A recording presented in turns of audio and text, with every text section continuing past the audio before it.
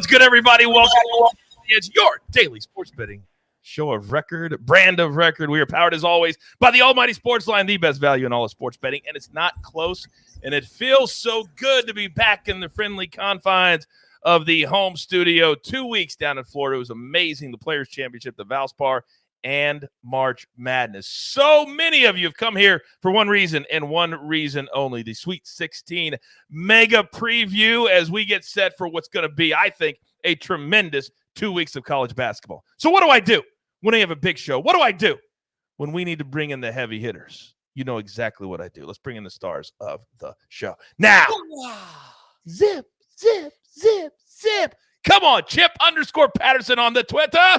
Good afternoon, sir. Good afternoon, Coach. Good afternoon, gentlemen. It is so good to be back. I feel like, we took, 2-3 days away from each other, and I miss you so much. So it's good to be back chopping up this Sweet 16. Fired up about it. Let's go. Let's get it. Let's get it. Now, live from Nashville, Tennessee, the penthouse level, and apparently Bucket's new best friend, M². Good afternoon. Yeah, I got to spend a lot of time with Buckets. Buckets and Chief got along great. It was a great weekend here in Nashville. Really good slate of games we had, but I really love the Sweet 16. There's a very interesting mix of teams.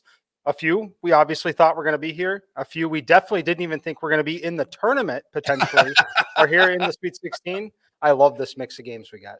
We're going to get into every single one, so don't even worry about it at home. Then this man, he has been all over. You follow him on Twitter. He's been so busy. College basketball is his thing. Jay Smooth, good afternoon, sir.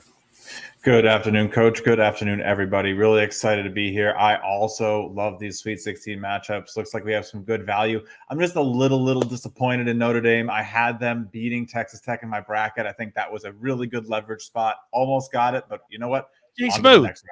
Jay Smooth. This is the Sweet 16 preview. We're not looking backwards. We're not looking backwards. I wanted them in it. Coach. I just wanted them in it. All right. Well, real quick. Now, I don't think that my man Matt Norlander or Gary Parrish on their Eye of College Basketball podcast, they're not going to be bringing up Notre Dame. No. They're going to be every single night after the games. They're going to break it down. They're going to talk best bets. They're going to talk futures, all that kind of stuff. Check them out every single night during March Madness. All right, let's get into storylines that could affect the betting lines today. And here's what we're going to do. We're going to do storylines. We're going to do best bets. And then we're going to jump into every single game, 8 of them in the Sweet 16. So, Chip, sometimes when you look at certain numbers, it can be very, very misleading, especially at this time of year. Start us off. Yeah, this is building on a storyline that we discussed before when I talked about the Selection Sunday 6-pack and that a lot of people have this top 25 offense, top 25 defense theory. And I started to point out that it was actually several national champions have been outside of the top 25 in a category, but because they won 6 games in a row in the NCAA tournament, they happened to finish in that possession. And I think that we can see 2 teams that had very poor defenses in terms of their rating on the entire season. And look, even judging them with my eyes and writing analysis and talking about it here on CBS Sports HQ and everywhere, I would say that Purdue and Duke, bad defensive teams. Like Purdue, capital B, bad. Duke just kind of kept everything in front of them, like didn't do a good job of creating turnovers, didn't do a good job of making things easy for themselves. But for Duke against Michigan State, and then for Purdue against Texas, specifically in about the last 5 to 10 minutes of both games, they were getting stops. They were locking in. And I think back to Baylor in 21, to Duke in 2015, and to North Carolina in 2009, all teams that on Selection Sunday were ranked way down in defensive efficiency, but just found ways to get stops in these close games against other elite teams. We know they're athletic. Like we know the talent level of these dudes is high up there. So, in football, we say that defense is really strength, speed, scheme, and effort. And so what about that effort part of this? And what if you have elite athletes that are able to dial in and focus man up, man to man, and go get stops? Purdue and Duke, 2 teams where defense is a big liability in the numbers. They might be finding ways in important moments to overcome that numerical disadvantage. That is a great point. They also have a lot of pressure on them this week for different reasons that we will get into. I love that storyline to start. Now, because of how these games have been going, we thought, and full disclosure, Your boy might be 8th in our early edge bracket over 1,700 strong, but neither here nor there. But I have Gonzaga and Arizona. They haven't looked like the dominant 1 and 2 seed that we thought they were. But that might be good for us. Mikey, talk to me.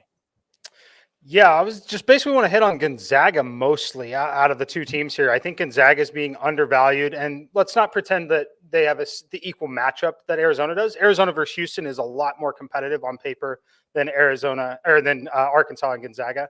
But if you look at power ratings, you look at any projection model out there, almost every single one of them that I've seen is going to have at least 10 points difference between these two teams on a neutral court.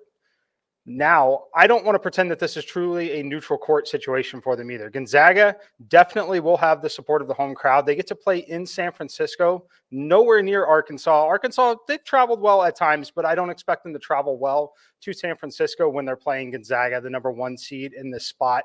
I make this number well over 11 on the spread here. Wow. And the reason why, we'll talk about the game a little bit more, but I think that this Gonzaga team is undervalued when they're playing teams that are okay with playing with pace. You watch them climb back into that game with Memphis. They did it with pace. They attacked with pace. Arkansas, they love to play with pace. That plays into Gonzaga's strengths pretty significantly. I just think they're undervalued here. Look at every projection model on the planet. They're going to have at least 10 points separating these two on neutral court. The line currently, as of today, is sitting at 8.5. Well, you look at the teams that really gave Gonzaga trouble this year, Mikey, in the conference, San Francisco, St. Mary's. And what do those teams have in common? They slow the pace down. And when you play in Gonzaga, that's when they score 110, and that's when you score 75. I scored 75, yeah, but you lost by 35. And we've seen that time and time again. Keep an eye on that. We'll get into the game in just a second. All right, Jay Smooth. Now we're talking about Gonzaga, and I mentioned Arizona.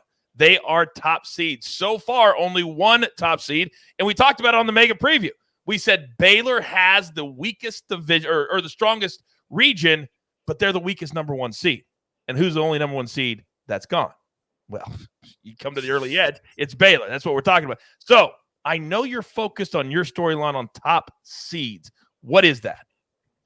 Yeah, Coach. So I just really wanted to talk about what's going on with some of these top seeds. We've only seen 2 2s remain. We're seeing 2 3s remain. Like you mentioned, we've only seen 1 number 1 seed go home so far. But that's still a pretty significant drop-off from these top 12 teams, seeing 5 of them go home. It has been madness, to say the least. But what does that mean going forward?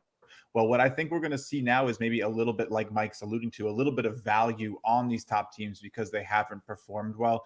We talk about look-ahead games sometimes and what teams are sort of looking at trying to do. A lot of these number 1, number 2, number 3 seeds can sometimes get caught up just trying to get out of that first weekend. Like, all right, this should be a breeze. We should be able to get through these easy matchups, and they get sniped. You see St. Peter's coming out beating 2 great teams. Well, I think that might be coming to an end. They're now getting the week to refocus. We might see these stronger teams come back, able to plan with some film.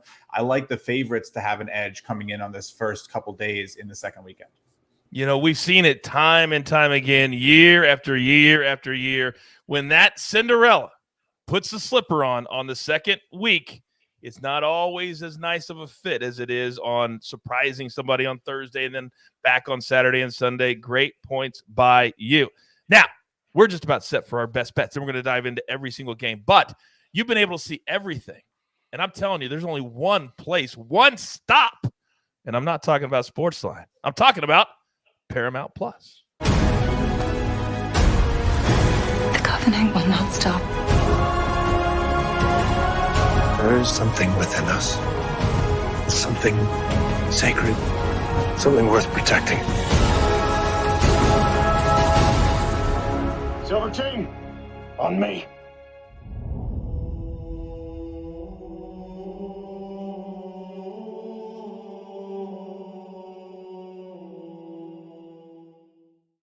No.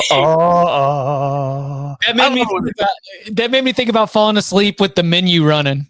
You ever fallen asleep playing video games and the menu just runs with the theme song over and over again? Of course. I yell at my son, son, what are you doing? Turn it off. All right, here is our Thursday slate of games. Arkansas, Gonzaga. You see all the numbers. Jeweler doing an amazing job with the graphics. Michigan, Villanova, Texas Tech, Duke, Houston, Arizona. Then the Friday slate we will look at shortly. But I want to get into the best bets first, because this is where you really can kind of beat the number. This is where on a Monday you can look at it and say, how's it going to be affected by the time we get to Thursday or Friday? So, Chip, I know that all three of you have some really, really good picks, and I would love if you would start us off, sir. So I'm starting just jumping in front of a freight train. I mean, I am playing with flammable objects because lighting things on fire is what you do in Fayetteville, Arkansas, when you want to have yourself a frisky Saturday night. Look, I hear the argument, and coming at this game from the Gonzaga undervalued position is an avenue.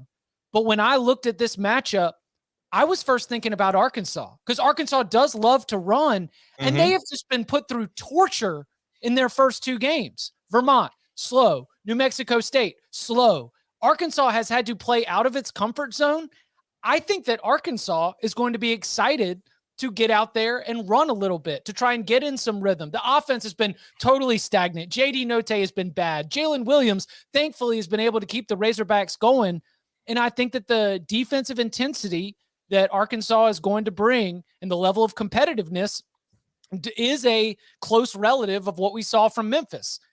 I think that Gonzaga definitely wins the game, but in an idea that this thing is going to be a track meet, a little bit of up and down, while Gonzaga's defensive efficiency on the season is very strong, I just think the nature of this game is going to get a little loose. And again, I wasn't coming at it from the Gonzaga value. I was just thinking about how excited Eric Musselman and this Arkansas team is going to be to run and take part in an up and down game the same way that Memphis did. So I like Arkansas plus the 8.5. Texas Tech minus 1.5. You already have to pay a Duke tax as is.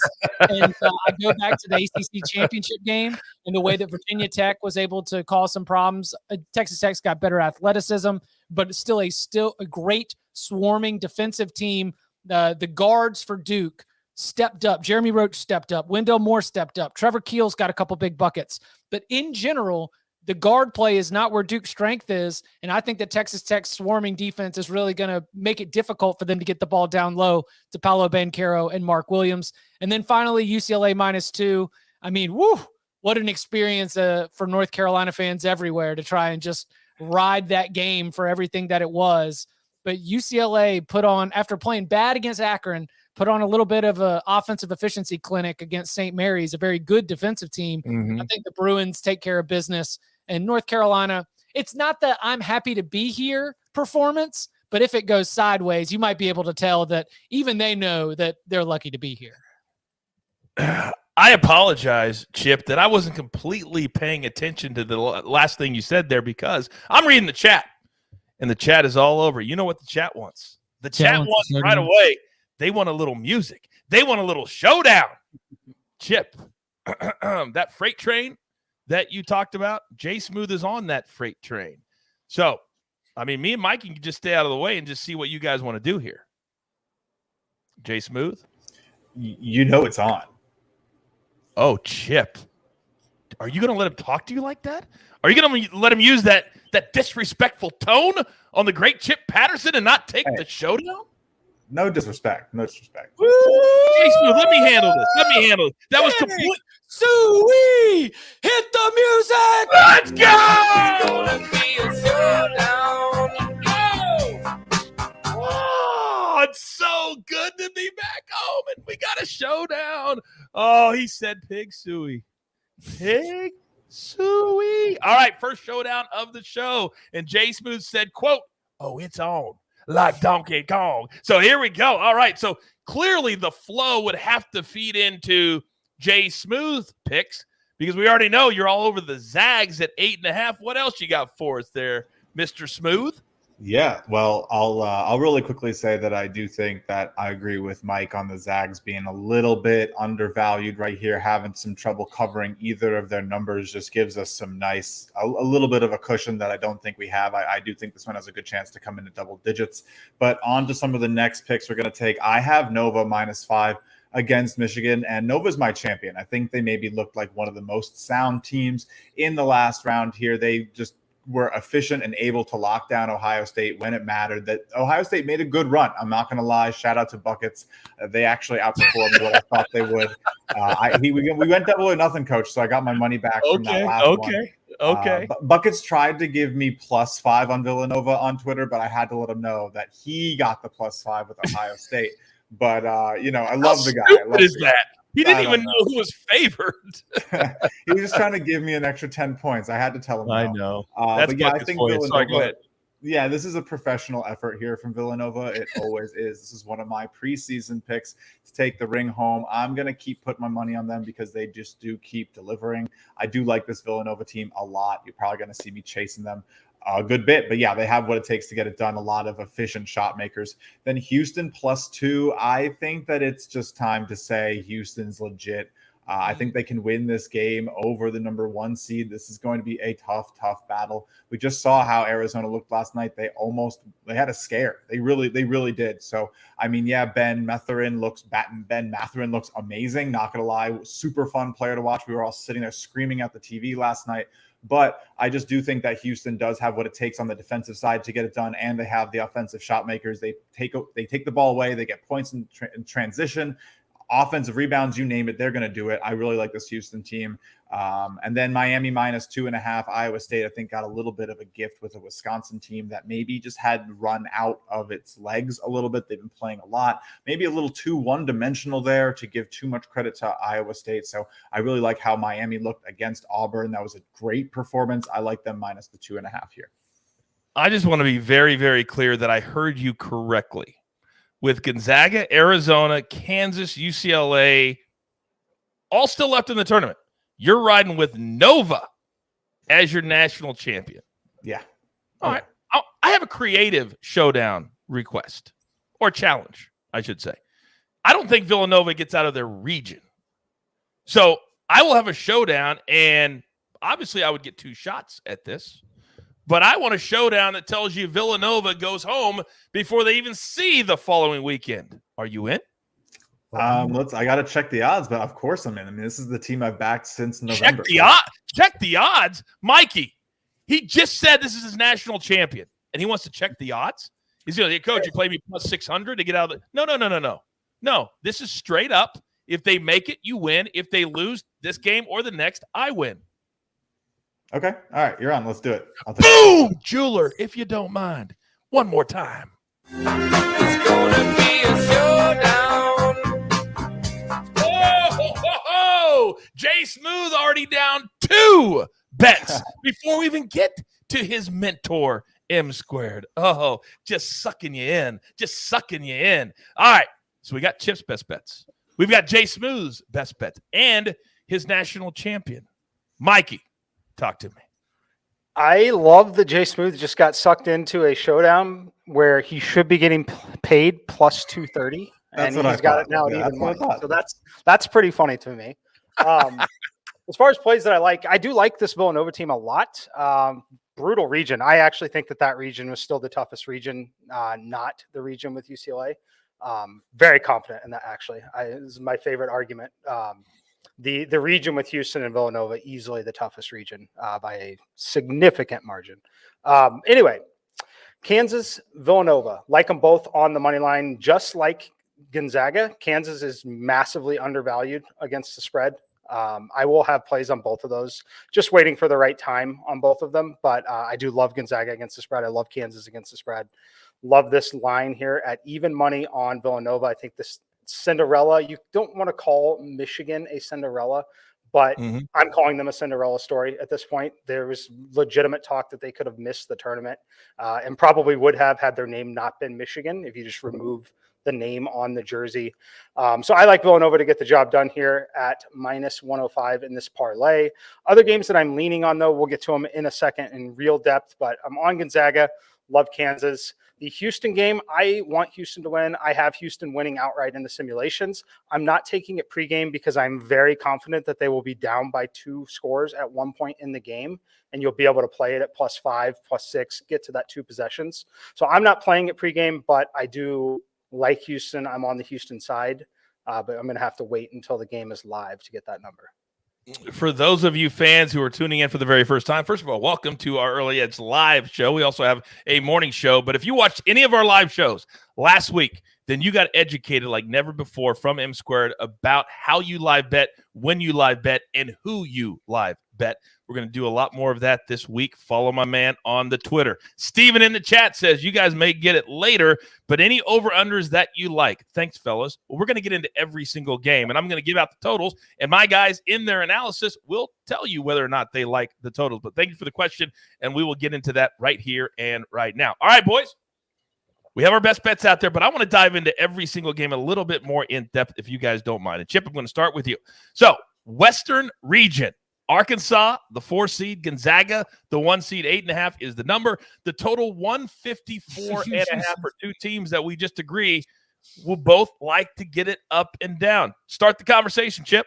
Yeah, if you want to go over there, that's so much fun. I mean, this is going to get I'm always a little bit wary of the early game under at a site, just that the energy in the building hasn't picked up. Second game, unless they had to stand around too long, might have a little bit more juice. But in terms of the pace of play here, I would not hate an overplay. Obviously, already locked into a showdown. Arkansas is my position. Again, the angle is Arkansas centric.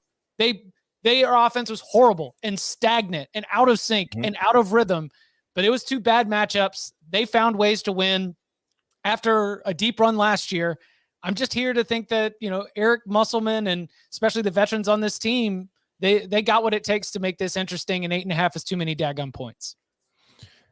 So Jay Smooth, when Chip says daggum, that he means it. It's serious. It's way too many points. Now, when I look at it, Gonzaga has not been the dominant number 1 seed that we thought they would be, but sometimes that can be good for two different reasons. A, they get in the mix and the nerves get gone. Well, they've had 2 games that were tighter than they would have liked.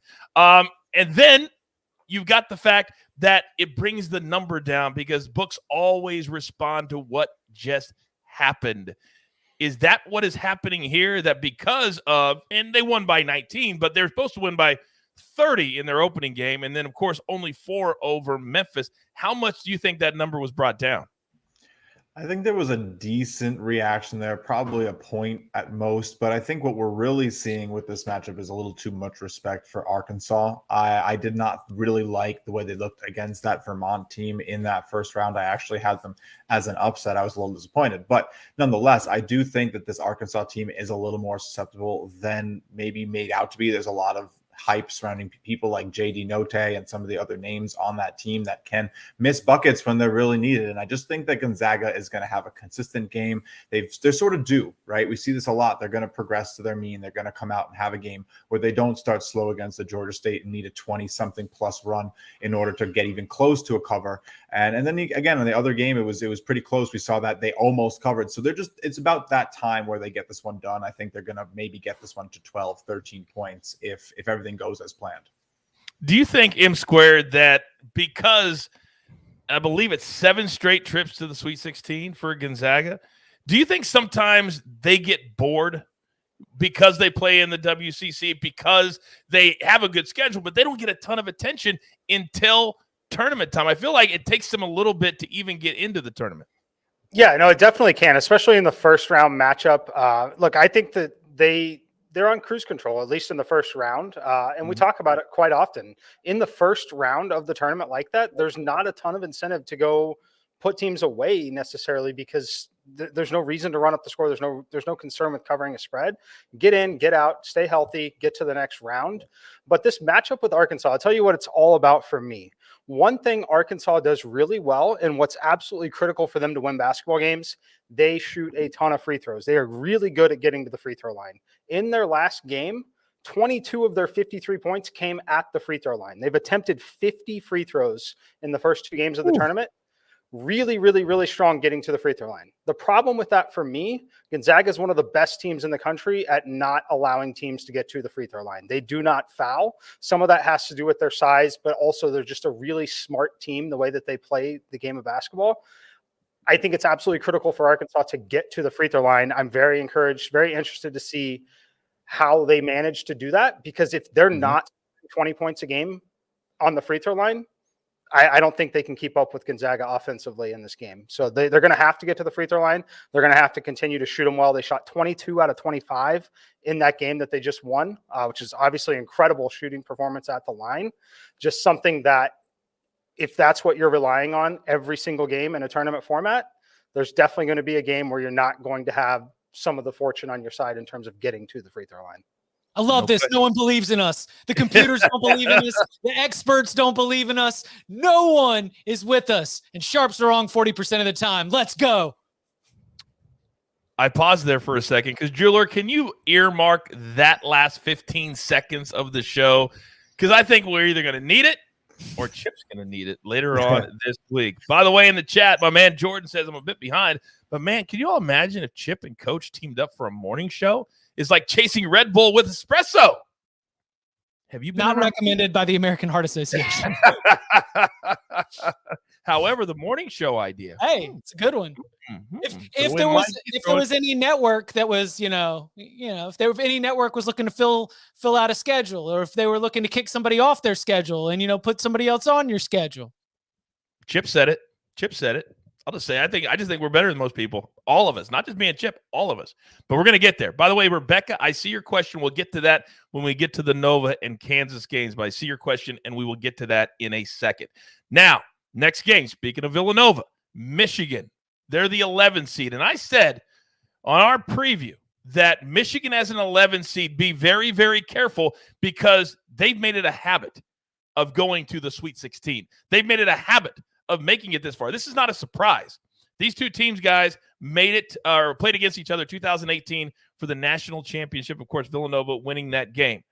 But let me come to you first, Mikey, because Michigan, as the 11 seed, that was like a blinking red light. They had players that had been here. They had a veteran team, and they played like it through two games. Yeah, they definitely played like it. They've made some, I have to give some credit to Juwan. They made some really good in-game adjustments as well. I bet on Michigan in the first round. They made some really big adjustments in that game. But yeah, Jeweler's got the graphic on the screen. Hunter Dickinson is absolutely key for them. I just think that they're a little bit outmatched in this spot. Villanova, I love that they play with such a slow pace, a very slow, controlled game. It does become a little more difficult to simply blow teams out when you play with that style, but I expect them to be in control of this game. The most interesting thing for me, though, I like Jay Smooth's on a -5. I was expecting to get to play them.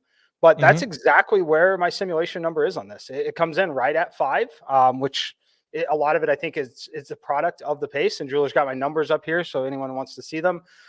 This is the first game here that I do lean towards the under in this one. I have this one coming in around 131. I believe it's still 135 in the market. So as far as the matchup goes, I just think it's a controlled win for Villanova. I think they're slightly better in pretty much every metric. I just don't see massive double-digit wins coming at this point because of the style that they play. So Rebecca's question from the chat was, what number would you play, I believe, Kansas and also Villanova up to? But I think you answered that because you have it exactly on the number. So here's her question, Mikey, for you. Yeah, on the Kansas side, I like it now. I just think that we've seen a lot of dogs in the last round kind of come through, and that's kind of the conventional wisdom is back the dogs, especially over 2 full possessions. It's become a trendy play at that point. So I'm just waiting this one out because I'm not expecting it to get steamed the other way where Kansas is moving to a 9-point favorite or anything like that. So I'm personally waiting it out, seeing if we can drop another half point or a full point between now and the tip-off of this game. That's where I'm at on it. And also, Rebecca, notice what Mikey did with his play today. When we've done it a lot the last couple of weeks, when we're really bullish on 2 teams to win, but we don't like the number, you put them into a parlay, and you can bring that number down, which is exactly what Mikey did with Kansas. That's a great way of doing it. Jay Smooth, let me come to you because this, I know you have them as your national champion, but we care about the spread, right? So the money line is going to be like probably -300 or something like that. Do you like the number here? Take out your thought process of winning the game. Is this too much? No, I don't think it's too much. Villanova is just a methodical team. You know what you're going to expect out of them. They're going to shoot like 35, 38% from three. They're going to hit 43, 44% of their shots. They're going to get effective looks with their guard play. And I think this is part of the tournament where every year you start to see guard play become more and more important. You need guards who are going to be able to get their own shots late in the play clock when nothing else is working, when teams are clamping down. As we talked about, as Chip mentioned, it's starting to be time of the year where those defensive teams that can get stops, this starts to become the only team you're going to face. It's all that's left now, right? Only the best of the best are here. So you're going to need those key players to be able to get points in clutch situations. I think Villanova has those players. It's going to be too much for them, for Michigan to overcome. Michigan, again, like they said, maybe playing with a little bit of house money, but I think this is Nova's year. They're going to get this one past 4 or 5 points, foul shots at the end, and we're going to cover it. But Chip, when I look at what Michigan has done, everybody last week was going crazy over what team being misseeded. What team, they said, how can Tennessee be a 3-seed? Are you kidding me? And they went out and beat them by 8. And I think a lot of people would agree Tennessee, the perception was that they were one of the top teams that could come out of that region. I personally think 5 is too much here. What do you think, Chip? I like the total go under. Mike said both of these teams are more than happy just playing half court execution. Let's try to draw upsets. Let's try to get stops against each other.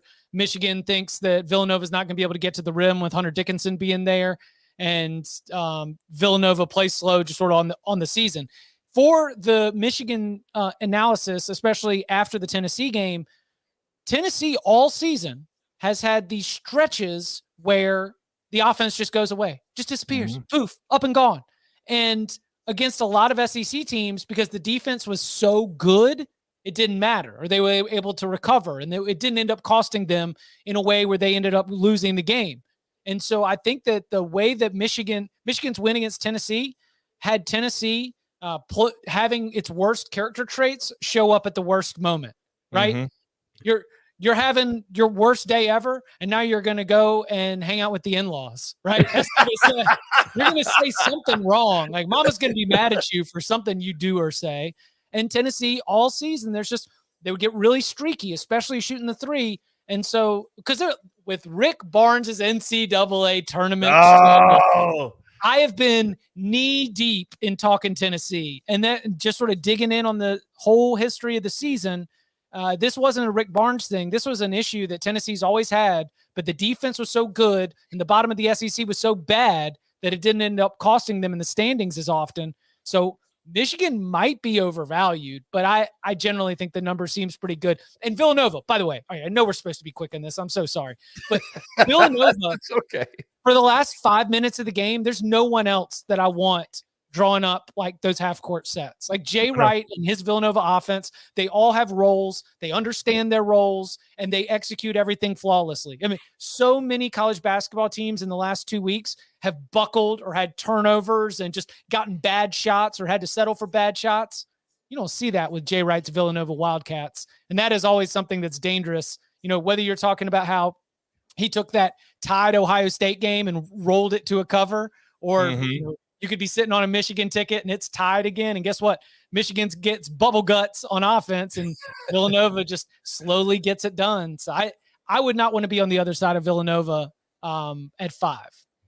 You know, I'm so gun shy on the totals right now. I played the under in UConn, 54 points in the first half, 80 in the second. It's just, and then you watch all these games, 53-48. I'm like, how could I couldn't have been on the under in those games? I'm just very gun shy right now on these totals. Oh, and then you have that random game, 89-77. Just, but I love the under here, especially if Mikey and Chip are on it. By the way, Jay Smooth, don't think that you're out of harm's way when it comes to a showdown with Villanova. I just might have to wait a couple days, but you're not off the hook yet. You're not off the hook yet. He likes Michigan. It's like the big man advantage. All right, let's go to game number 3 on Thursday night, West Region.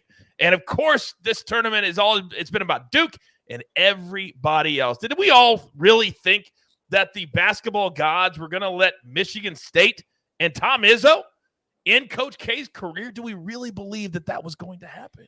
Of course we did not. How about 16 trips to the Sweet 16? Sometimes things just fit nicely together, don't they? 16-9 all time. Just the greatest coach ever in college basketball. And I love the fact that he was emotional. He was like, these guys are studs. They're tough. They came back. It had nothing to do with me. I love that after the game. But, Jay Smooth, I'm starting with you. Texas Tech is a team that a lot of people, if they haven't been paying attention, they are really, really good. They're tough. They could shoot. They could play against the very best teams in the country. The winner of this game will play the winner of Arkansas and Gonzaga. They meet Jay Smooth for the first time ever in the NCAA tournament. Man, this game is a tough one. This is a treat. I really thought that Texas Tech played a great game against Notre Dame, and this is the same conference, right? ACC has been playing very strong. We saw North Carolina come out and like dominate Duke, losing to them in that final at Cameron doesn't look so bad anymore because of how North Carolina looks. And I think this gives props to Texas Tech. I don't know. This is what I'm going back and forth on. Excuse me. This is what I'm definitely going back and forth on a little bit, but I am leaning taking that point with Duke. I just feel like there's something special in the air with this team. They know how to fight. There's a lot at stake. They know it's the last year. I just think that, Texas Tech could buckle a little bit on the offensive side, and we've talked about it. We know Duke needs to pick up that defense, but if they can pick up the defense, we know that they have the three-point shooters. We know they have the size inside to get this one done. I think I'm taking the 2 points, 1 point with Duke. Okay, so you're on Duke. And Chip, as I come to you, everybody in sports, especially sports betting, we're all paranoid. We think there's conspiracy theorists around every single corner. But there's another number that I saw that, do you really think the basketball gods are going to allow Coach K to end his NCAA tournament career with 99 wins? You want him to get to that even 100? You're damn right they do. Am I wrong? Tell me I'm wrong. I saw, I was in the building courtside when Michigan State ended Zion's run, and that run felt like it was going to be in the Final Four. Michigan State with Cassius Winston, that team, they were good, but they didn't feel like they were going to beat the Zion, RJ, Cam Reddish team. Yeah. You thought the Coach K with all 96 former players in the building was gonna at least not get run out of that building. I don't know, man. We'll see what happens. So the Texas Tech side for me is thinking that Texas Tech is so lucky to be here right now. They played so poorly against Notre Dame. I mean, they missed 10 out of their last 11 field goals. Like they were just, Mark Adams was basically giving us like, we're going to burn the tape kind of. And when you make deep runs, you've got to have one game that you won and didn't deserve it. Like every team that always has one game like that. And I wondered, it was so funny. I wondered if there was going to be a reaction the other way. Duke wins, Texas Tech barely beats Notre Dame. Are we going to get a more favorable number? Is that already priced in? And, I think Texas Tech is absolutely capable of bouncing Duke, where Duke might look back and beating Michigan State in Greenville, South Carolina was kind of the Super Bowl moment to get redemption for the North Carolina and the Virginia Tech loss. Because I'll tell you what, I don't think Duke is getting out of the region. I think that either Thursday or Saturday, they're going to end up falling. See, and that's the thing. And I felt kind of the same way. And Mikey, I'm going to come to you, that with all the way CBS did it, was showing the family behind the, turning around, the fist pumping. It really felt, you're right, Chip, like this was the win. It was Tom Izzo. Izzo admitted that when he looked at the bracket, he's like, man, I want one more shot. He wanted that shot. But now we move on to this. And Mikey, I was a little surprised, to be honest with you, that they would put Gonzaga and Duke in the same region, because that was such a big game in the early part of the season, and it could have been such a titanic matchup in the Final Four. But we could get it before that. Your thoughts, sir? Yeah, we get it before that, and it's one of those. I'd rather have seen Duke as a 3 seed in another region. I didn't want to see them as a 2 seed there. Honestly, I think they're overseeded at that spot. But as far as my take on the game here, I like Texas Tech. The model points to Texas Tech, best team in the country in terms of defensive efficiency. That's one area of Duke's weakness. So I don't really envision the scenario outside of a 50% plus day from 3 from Duke, where Duke just runs them out of the gym. Like we we're expecting a competitive, tight game either way. As far as where I'm going on betting it, I'm not betting it yet at the -1.5 or 1 even. The reason for that is you're unlikely to see it get steamed in the direction of Texas Tech here at this point, because there's going to be a ton of attention. A lot of people are going to want to bet Duke as an underdog or as a pick'em in this spot, especially as we lead up into game time. So I think you'll be able to grab this as a pick'em a little closer to tip. That's where I'll bet it. I know we're supposed to keep this quick, but I want to hit on it because I think it's fascinating. Before the tournament, Give it to me. Let's go. For the tournament, I look at the experience of what I call good teams and how I justify a good team. Any team that's seeded 6 or better, top 6 seeds, those are the teams that we kind of generally expect to move on, right? The oldest teams that were a 6 seed or better: Providence, Texas, Texas Tech, Villanova, Arkansas, Houston. All of those teams won games in this tournament. Providence is still alive. Texas was almost alive last night. Texas Tech is still alive. Villanova is still here. Arkansas is still here. Houston is still here. Look at the 5 youngest teams, 5 teams without any experience at all.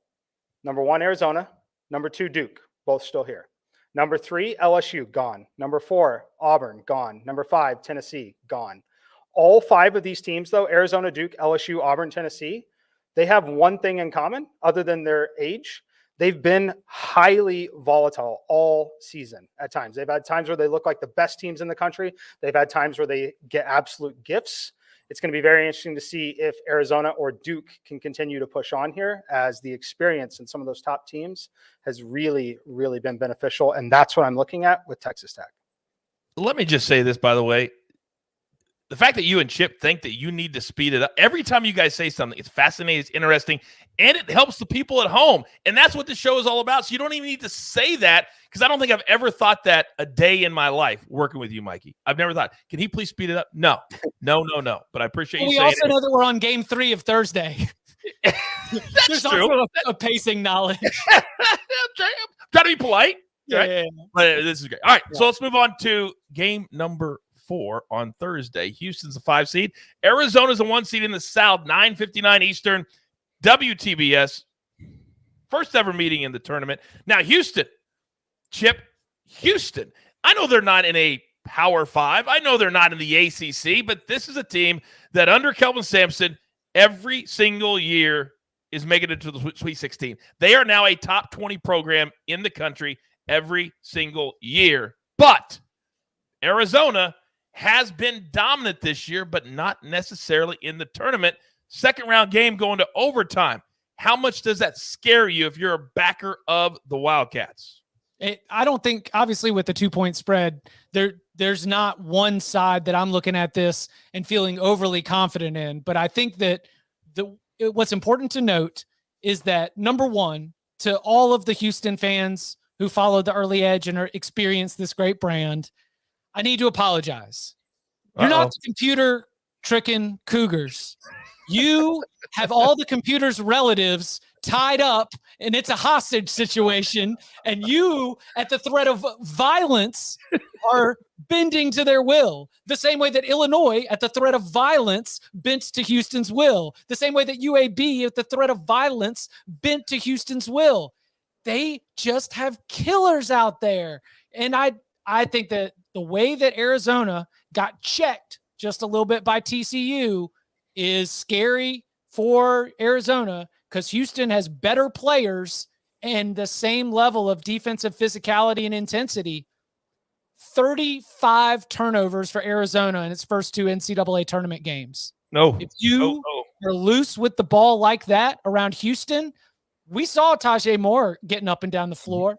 You know, we saw the way that they're going to turn those into immediate points. Just rip the ball right out of your hands and get out and run. Arizona better be cleaner with the basketball, because if they are not, they will lose this game. My lean is on Houston and the points. Mikey, the one thing that I don't need to see ever again is Kelvin Sampson shirt off and dancing for longer than 10 seconds on video. I thought it was never going to end, but it did end, and now their focus is on Arizona. So Chip is leaning towards Houston. What say you? Yeah, I'm definitely with the Houston side on this one. Simulations have them winning the game outright. This one, though, is one that I'm okay if you want to grab the 2. I don't find a massive edge in grabbing the 2. in a game that is a pick'em in this spot. So what I expect from Arizona is I expect them to start the game okay and be fine, but I really expect them to struggle as Kelvin Sampson makes adjustments throughout the game, as they speed themselves up a little bit, as they get into foul trouble. They also get bored. They dominate inside, and then they get bored and start shooting threes for whatever reason. They do that pretty frequently, right? But the way I'm looking to attack this game is because it's 2. That's likely where it closes. I doubt it gets steamed to Houston's direction, despite computers loving them. It's the classic case where the game locks, goes live. It's instantly 2.5 on the live line. And then any point here where Houston falls behind by 2 points, 4 points, 6 points, which I think is likely to happen early in this game, you're going to be able to grab the number 3.5, 4, 4.5, in a dream scenario 6, but definitely getting over the full possession at 3.5 is a massive difference than 2 here, because of late game fouls, desperation mode. But I do lean towards Houston. One thing that's fascinating for me also about this game, Arizona does one thing. They love to play with some pace. They love to get up and run and down. It's because they have superior athletes. They're great, right? They love to get out and run. TCU plays with a very slow pace. Houston, very slow pace, very slow, very controlled, very defensive minded, just like the Texas Tech team. I think that's going to give them trouble. And I think where they're going to get beat up like they did to TCU at times, and why TCU was able to hang in that game, TCU should not, I know they're a good offensive rebounding team, so is Houston. TCU should not have been able to dominate the offensive glass at times in that game against that Arizona roster. And the reason that happens is because they love to push and run so much that they're not super focused on crashing the boards there on the defensive end. Leaves a ton of opportunities. Houston, the combination of the defensive efficiency, and then where I'm projecting them to be able to grab second chances, it's at least going to keep them in a competitive game, which is why I'm looking to take it live when we get a number that's at least 1 full possession. Okay, so Mikey is on Houston. Chip is on Houston. So Jay Smooth, as I come to you, I think I need to reiterate and tell the people at home that Arizona is my national champion, and I may or may not be 8th out of 1,700 brackets. So right now, I'm on point. My game is on point. But tell me why my game is going to be off point if you're also on Houston. Well, Coach, I think that you might just be going. Oh, it was. What? Sorry, to me, it looked like you were Jay Smoothing yourself at first. I thought he almost Jay Smoothed himself too. Oh, did I? I don't think I did. I didn't. We're gonna say I didn't. We're gonna say I didn't. Jay Smooth, talk. Okay. Jeez. Okay.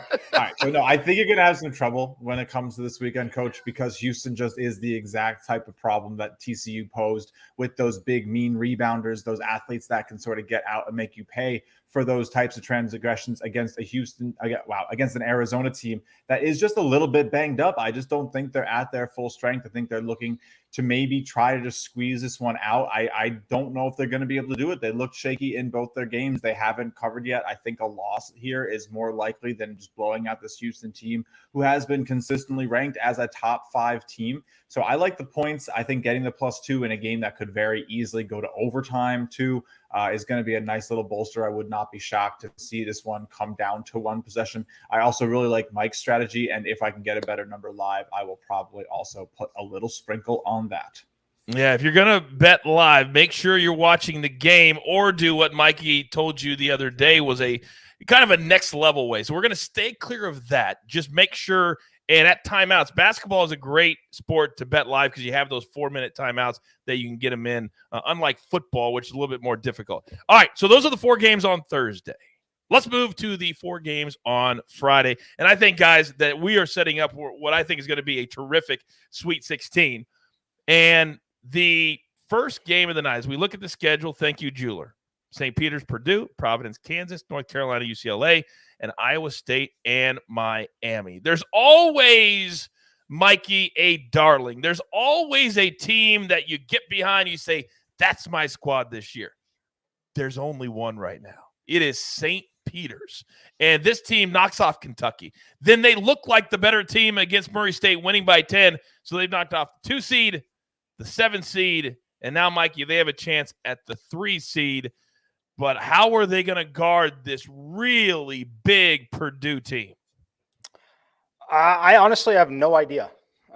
This one is a large mismatch. I know that we want to continue writing this underdog story here at this point. I personally don't think 12.5 is enough in this one. I expect it to be a really, really tough task for them. So one thing Purdue does, you're going to watch it. We watched it against Texas, but you're definitely going to watch it in this matchup. Purdue's going to shoot free throws. I hope you like watching free throws because they're going to shoot a ton of free throws in this game. And St. Peter's, they're it's an awesome story, right? Definitely undersized in this matchup. It's been a problem for them all year against the competition that they've actually played as well. They foul a ton. They send teams to the free throw line a ton. That should continue in this spot. I fully expect Purdue to have a very comfortable margin. I fully expect them to be out there having a lot of fun. I expect Ivy to basically be able to do whatever he wants, should they even need him to do it. And I think it's just an absolute gift that they get this matchup this late in the tournament. They get to kind of cruise on through, but I'm not expecting a competitive game here. Yeah, Jay Smooth, to Mikey's point, you rarely get that big-time upset 3 games in a row. We've already seen it twice. They have won 9 games in a row. Their head coach, this is going to be a swan song because he's going to go to Seton Hall. If they don't hire him at Seton Hall, I don't know what's going on there. However, we always see this when we get to the second week. Cinderella, they just don't perform because the other team has a chance to prepare for them. Do you see any scenario here, Jay Smooth, that St. Peter's can stay within what is the biggest number of the entire slate at 12.5? I see a couple scenarios, but I think those scenarios come down to like if Purdue just thinks they don't need to care and they feel like they can just sort of willy-nilly, like you said, have some fun, joke around, play around with their food a little bit. And then all of a sudden it just gets caught at 12 instead of 12.5. I'm going to say that's a pretty small chance. I think they do come out very professional. They're going to take this seriously. They're going to watch the tape this week. That's why, like you said, there's all that preparation. That's what's going to happen. They're going to take down the Peacocks, unfortunately. Would I love to be wrong on this one and have the Peacocks fight to the end and maybe to make a run into the Elite Eight? Sure, that would be the greatest story of all time. But I just think not only do they have to deal with Edey on the inside, who's 7'4", and yeah, they're going to throw some bodies at him and make his day a little bit difficult. Sure, that's going to be a little bit annoying, but it's like flies to an elephant a little bit. And they're just going to swat him off. They have another big man, Williams, who was supposed to be the featured player before they got Edey. He's now the backup big man. He's going to have his way when he's on the floor too. I like the minus 12.5. I think it can get to 13 or 13.5 before the week comes to a close. I'm going to probably go jump on it today. I think those two names are the reason, Jay Smooth, Purdue is here. Because normally, Chip, when you have a big man who's supposed to be all Big Ten that has visions of the NBA, and then you say, can you start on the bench for me, please? And then we're going to rotate you in and out, and all your minutes are going to be basically cut in half. Are you good with that? Oh, listen, yeah, Coach, I'm good with that. Travion Williams is so team first and understands his role and wants nothing more than Purdue to be successful. Well, Texas gets out to an early lead. He comes off the bench and says, give me the ball. 6 for 6 to start the game. Spin moves inside, just putting Texas defenders just in all kinds of a tailspin. The bigs for St. Peter's are 6'7" and 6'8". That means that Zach Edey is 7 to 8 inches taller. It's going to look so funny out there. And so they're going to try to body him. And look, here's the one area. If I think Purdue's the play. It's a lean. It's not one of my best bets. I think that Purdue probably runs away with this one. But if you want to game this out, Purdue defense has been very, very suspect throughout this season. And I thought that what Shaheen Holloway did, it was put together a really good offensive game plan because the talent level on the Peacocks team is not very high, but they were getting buckets because they were getting good looks. I thought the coaching was outstanding in the way that he was able to set average players up to do extraordinary things, and the team too, to be able to take a game plan, execute a game plan. That all goes across the board. So can Holloway scheme up ways to draw those bigs away from the basket and be able to let his undersized team still get good looks at the rim? I say yes. I think you can carve up this Purdue defense, but on the other side, I think it might be a little difficult for St. Peter's to get any stops. Mikey, let me come to you because we have a question in the chat from Sean, and he is on the team total over 74.5. I think what's going to happen is St. Peter's is just going to pack it in and say, hey, you got to beat me from the outside. Because when you get to Sweet 16, shooting becomes more difficult, nerves, all of that. What would you say to Sean on the team total over 74.5? I don't mind it, but the only way I would play that is if you think that the game is going to be somewhat competitive still. Personally, I don't have the edge required to play it. My number on them is right at 75. So I personally would stay away from it, but I would only play it if you think that this team's going to keep it within, the 15 at any given point. Because that's going to be what's required for Purdue to keep the foot on the gas late in the game, which I do think will be needed for them to do that. So what's interesting for me in this one, I'm not attacking the total. I'm very fascinated to see if St. Peter's does this, but this is a spot that just screams slow pace of play. They should want to make this game as slow as possible. I've actually studied a lot of just the game theory around being a large underdog in some of these spots. It'll be interesting to see whether we see it here or in the future, but like every out of bounds play, take the ball out of bounds. The clock is running. Don't grab the basketball. Make the ref hand the basketball. Let the 4 seconds run off. Take 4 seconds to inbound the basketball intentionally. You can take 4 minutes off the clock really quickly by simply doing that literally every single time. I think that we'll start to see underdogs in some of these situations do that for portions of the game to just, that's their goal, right? Is to get to the end of the game and have a chance, be within 10 points at the end of the game. And for me, this team, it's going to come down to a controlled pace of play, see if they can make Purdue make a mistake, commit a foul. So I'm off the total. I'm not touching either side of it. If you want to, I wish you good luck. I think that there's obviously a ton of scenarios where Purdue puts up 85 points in this game, but I'm not sure that they're going to need to. Educate, entertain. You don't get this anywhere else. How many other cappers have you heard? And I'll wait. Have you heard talk about burning clock by not inbounding it, by letting the clock run? All that kind of stuff. It's next level kind of stuff. That's why I've got my guys, the best in the business. Let's go. Now, game number 2. On Thursday night. Chip, I'm going to start with you on this one. Number 4 seed Providence. This is the Midwest region. Taking on the top seed, my Kansas Jayhawks.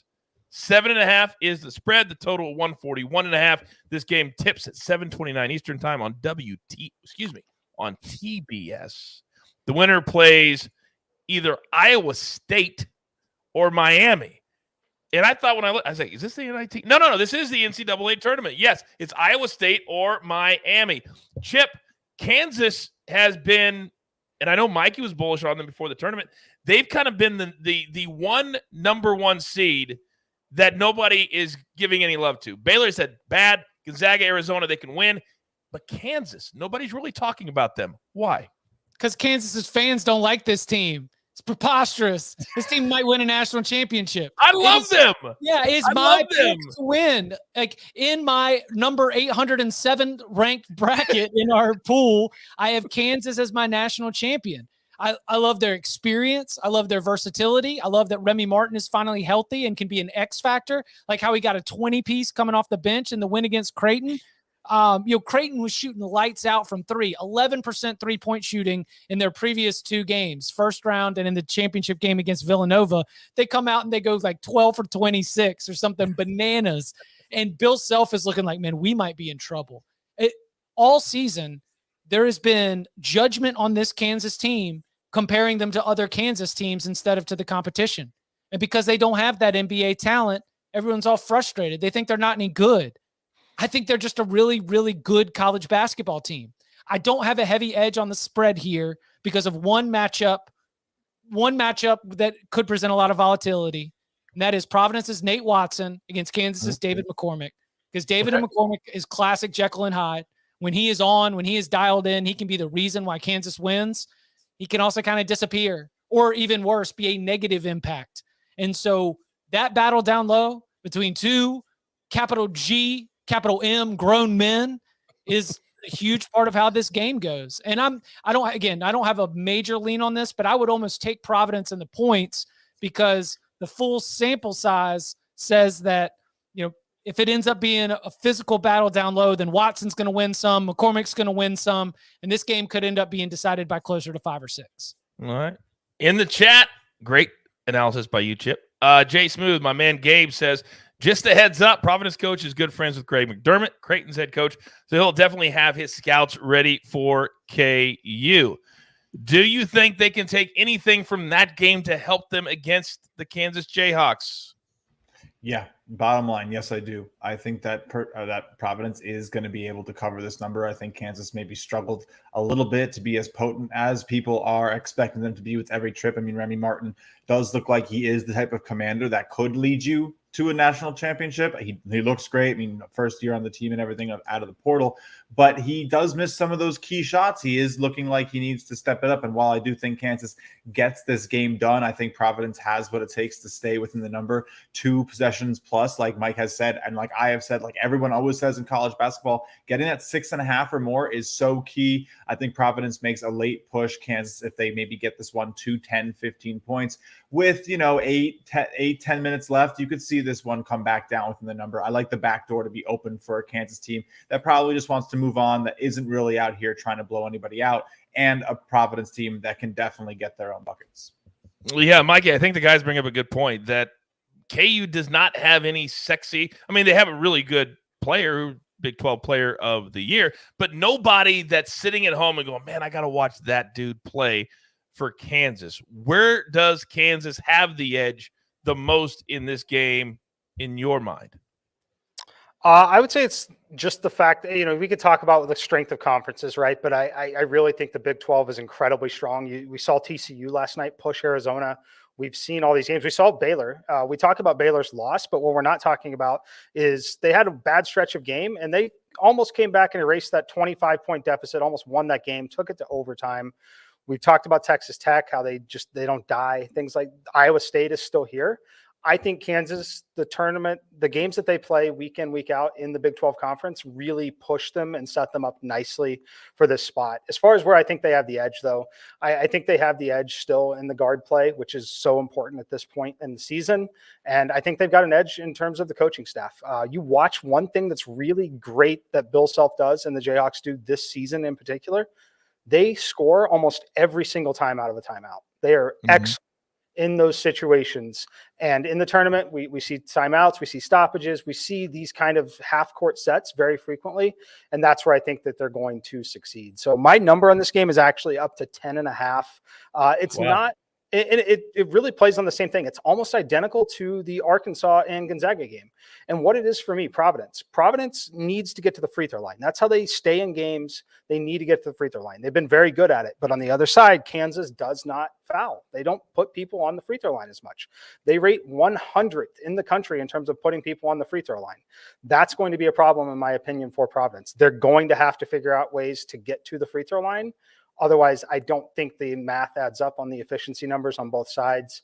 I think in those late game situations, I think Kansas is really going to put them to sleep in that spot. And then lastly, I want to talk about Kansas at this point. It's a national powerhouse, which might be funny to people who don't know much about Kansas and Kansas basketball, but they just are. This game's played in Chicago at the United Center. Absolutely going to be a favorable home environment for Kansas over Providence here. Yeah, Chicago is actually a hotbed for recruiting. They love to go to Chicago and try to get players out of there. They don't always.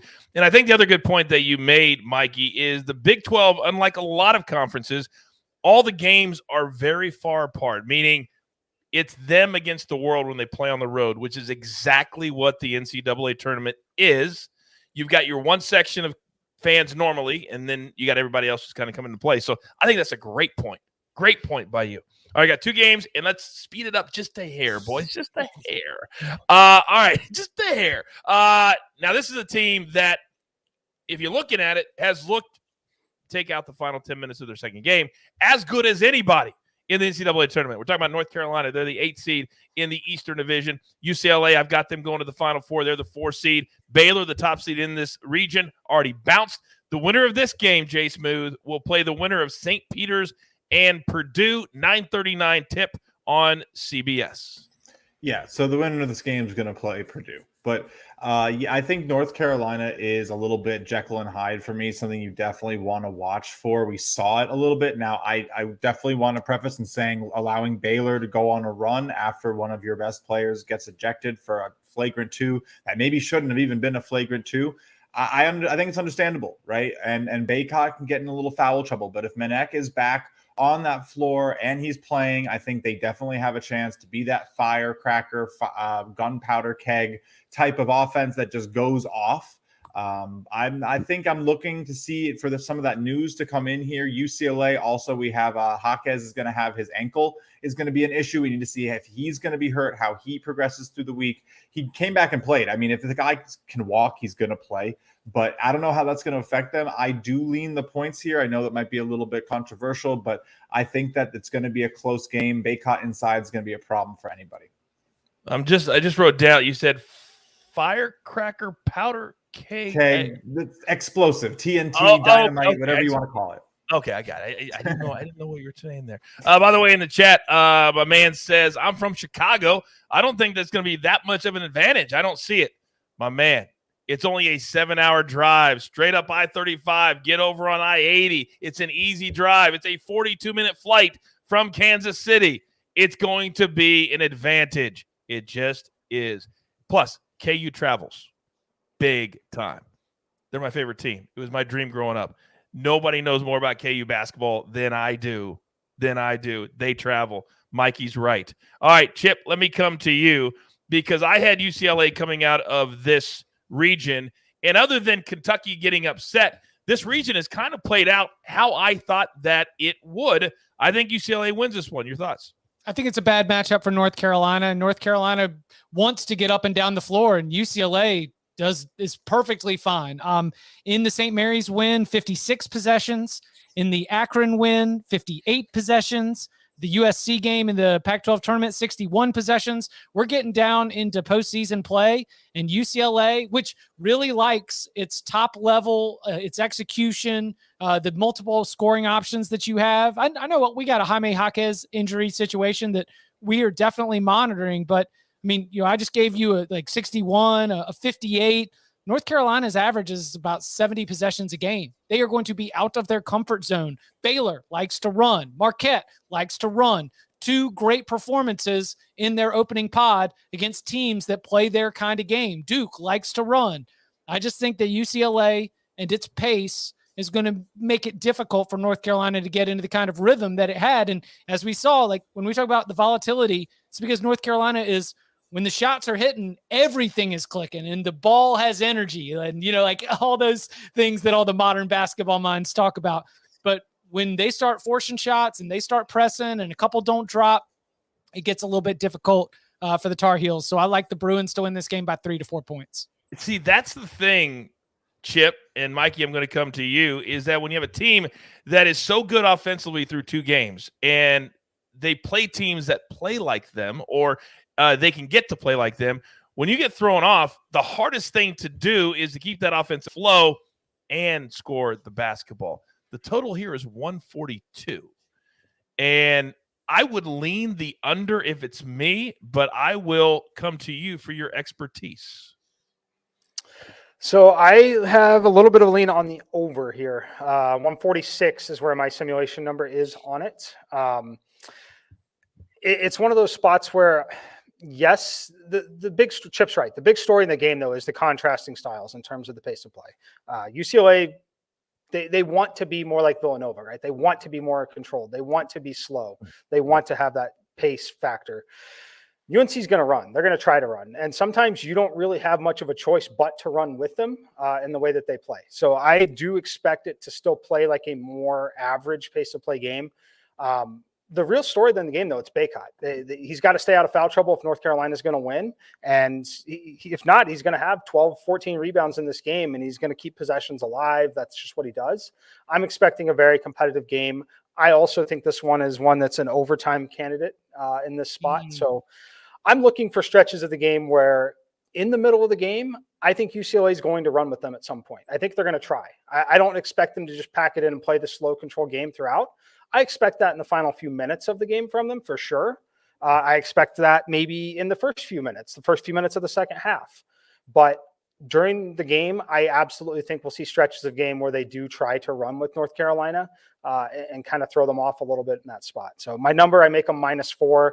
It's a lean, not a full play for me on the -2 line currently. Really wanting to see what's up with Jaquez. I think we get a little bit more news on that injury situation over the next 48 hours here. So I'm not going to touch it at this point. The good news is these Friday games, I don't think we see a lot of massive line movement on them before these Thursday games kind of tip off. So I'm waiting this one out, but the early lean is with UCLA and a slight lean on the over, despite a pretty big number at 142. All right. Very good. Very good. Do me a favor, if you would, please hit that like button for me. It really grows the show. And the next 6 months, as we get into football again, really going to expand the show.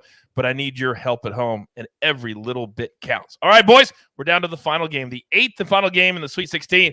And if you would have told me when the brackets came out that the only double-digit seed game against each other in week 2 would be Iowa State and the Miami Hurricanes, I would have told you were crazy. But that's exactly what we have. Chip, I'm going to start with you.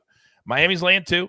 The total 133.5. The winner of this game will play the winner of Providence and Kansas. So we have a chance to have an all Big 12 Elite 8 matchup.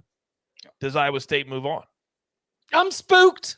I'm spooked in this game. Listen, I've been pumping up Miami. Like, you talk about those teams that you just lock in on and you're like, whatever the number is, like blind bet. Like Jay Smooth always says, make sure you don't have auto accept changes flipped on. It's great advice.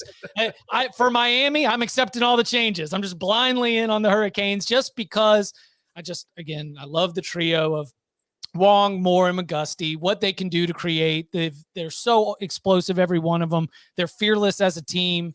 But Iowa State has found ways to put this thing together, because if it's not Brockington, it's Hunter. And if it's not Hunter, then you've got these other guys stepping up, and a team that has been dreadful offensively, horrendous against the spread down the stretch. It's just finding ways to win. So I'm spooked. Miami -2.5 if you made me make a pick, but any result I could see coming out of this game. Man, I am feeling the same way that you are. Jay Smooth, I'm going to come to you next, and Mikey, you're going to bring us home. I don't know which way this is going to go, but my gut tells me, Jay Smooth, that Iowa State is playing with a big-time chip because they are in a basketball conference, because they have been the only Big 12 team that nobody gave a shot to. Last year, they were terrible. Huge turnaround. Do you think that continues? I don't think that continues, and I'll tell you guys why. So Iowa State, I think, maybe had a little bit of an easy run into this position. Wisconsin looked a little too one-dimensional in this last game. You just stopped Johnny Davis. Looked like nobody else could get anything done for them. And I just don't know if they're going to have that same type of, ease in terms of stopping this Miami team, who have a lot of threats, who have a lot of guys who can get it done, who are able to take down a team like Auburn, who can also get a lot of things done. And then you look at what Iowa State did in the first round against LSU, a team that was in basically complete disarray. I watched every minute of that game, and coaching was a huge deal there. Their new coach cost them at least like 6 points on bad plays, on disarray. It was just a huge mess. So I don't know if Iowa State's really been tested. I think this is going to be a big test. 2.5 is going to be too small. You're getting it under one possession. I'm on Miami -2.5. I love it. It might be my favorite play of the weekend. Okay. Yeah. Well, Mikey, Jay Smooth says this is his favorite play of the weekend. What say you? Julia, you got the music queued up still or no? Let's go. It's gonna be a showdown. Iowa State. Let's go, M Squared. The floor is yours. So Iowa State is, we talked about the Big 12. We talked about how battle tested they are from the schedules that they play. Let's look at what they did to start this season. Yes, they were picked last in the Big 12 preseason poll. They went out and won their first 12 games of the season. All 12 of them. Wins, right? Mm-hmm. Come in here. What do you do in the first part of the season? To start every season, you play a lot of neutral site games. You play a lot of games against teams that you haven't seen yet. They Correct. started the season, first conference game, Baylor. They lost by 5. Very good Baylor team to only lose by 5. Second game, Texas Tech. They beat them by 4 points. Kansas lost by 1 to Kansas on the road in Kansas. I remember that game. Yes. The very first time that they played these schools, they played them very competitively in the new year. We're back to the same kind of format here where the teams aren't super familiar with each other. It's not the third time that they've seen them in conference play. They've been very comfortable playing in the role of the underdog on the road.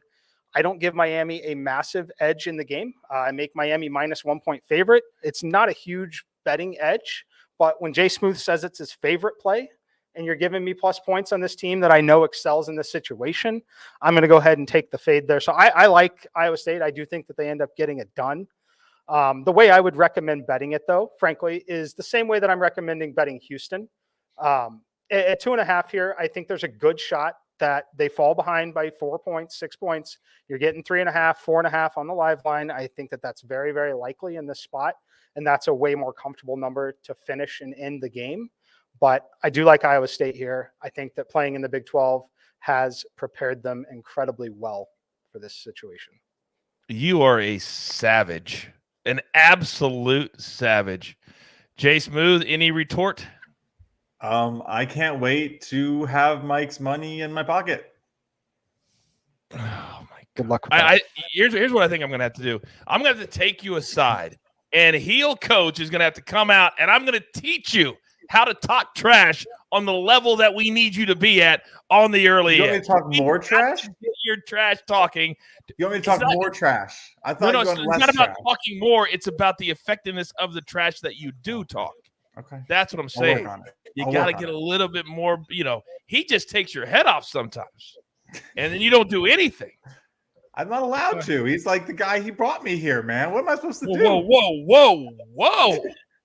You're allowed to do whatever you want to protect the J Smooth brand.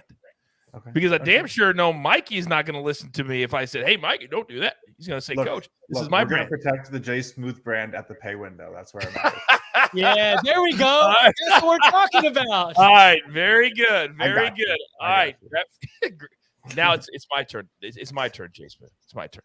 All right. Grab your paper. Grab your paper. Grab your pencils. Here is the recap. And it looks glorious. Chips on Arkansas plus the 8.5. There is a showdown with Jay Smooth because he's on Gonzaga. Texas Tech minus 1.5. UCLA minus 2. M squared, a little parlay money line. Kansas Nova minus 105. A great way to bring the numbers down if you like the money line plays. Then Jay Smooth, Gonzaga, showdown. Villanova, showdown with me. Houston plus the 2. And Miami minus 2.5 that he says is his favorite play of the entire week over Iowa State. All right, we like to end every single live show asking my guys what they're most looking forward to when it comes to this particular project. If we could limit it to 15 to 30 seconds, I would really appreciate it. Jay Smooth, start us off. Sure, Coach. I mean, I'm just looking forward to see if we get any more madness. Having a double-digit matchup is going to be so exciting, that last one. But what I'm really, really looking forward to is, can these 1 seeds make it there? Whose brackets are going to get busted? And can you, Coach, win it all? I'm excited. Man, I tell you what. I mean, Chip, you talked about it. There was an 8 in your standing, like 800. There's also an 8 in mine. But that's the only number that I got next to me, big boy. That's the only number. Your boy's leading the charge. All right, Chip, talk to me. I'd like to see some good injury news from Jaime Jaquez as somebody who's out here on UCLA. But I mean, it's just, today is Monday. There's so much to be learned. The process continues. We will continue to, analyze this stuff, break it down, get new information. And like M Squared said, the Friday lines might not even start moving until around tip off on Thursday. And Thursday is a beefy day compared to Friday when we talk about the big brands. So maybe that's some handicapping opportunity if you got your paper and your pencil out for those Friday games. Yeah, you want to make sure and tune into our normal daily show every single day right here on this YouTube channel at 10 a.m. Eastern time. Mikey, bring us home. I'm looking forward to maybe Google searching flights to Chicago. I might go sweat this in person knowing that Jay Smooth's going to pay for my trip. But let's mention that game is also in Chicago. Iowa, pretty close geographically to Chicago. Miami is not a basketball school that travels well at all. I'm not sure if Miami would have the home court advantage in their own gym in the NCAA tournament. They just don't have any fans that come to their games. Wow. You see what I'm talking about there, Jay Smooth? That's trash talk at an elite level. He makes the trash talk part of his take. Hey, Justin, advice, like pull your phone out, Google search which is stronger, cyclone or hurricane. Maybe you can get me on something like that. Oh my gosh. Wow. Right. It's Look, okay. That's how you want to end the show, Mike. That's how we'll end the show, but we'll see who wins. Jay Smooth, you have at your disposal one of the great trash talkers in the history of sports entertainment at your disposal. All right? So all we have to do is do a little work behind the scenes. But right now, I feel like the gauntlet has been laid down, and we need to do something about it. That's all I'm going to say. All right. But right now, there's only one thing left to do, and I believe you all know what that is. You've got your marching orders.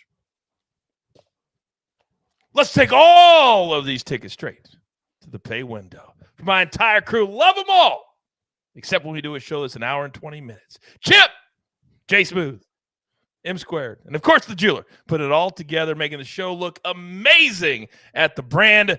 I, of course, am the coach. Follow us on YouTube. You're watching us right now. Turn on those notifications. Follow us on social media, Twitter and Instagram. Don't miss a second of our incredible content. We'll be back live tomorrow morning, Tuesday morning at 10 a.m. with all your best bets and maybe another showdown or two. Tell all your friends there's only one sports betting brand you even need to worry about. We like to call it the Early Edge. Good luck.